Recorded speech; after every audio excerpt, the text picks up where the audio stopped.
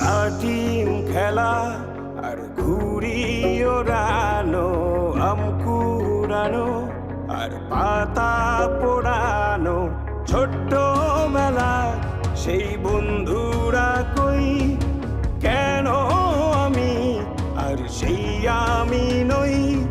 আজ অনেক বছর পরে খুঁজে ফিরি, কোথায় আহারে আহারে আহারে শৈশব, কোথায় হারিয়ে গেল যে আহারে কৈশব, কোথায় আহারে আহারে আহারে শৈশব, কোথায় হারিয়ে গেল যে আহারে কৈশব।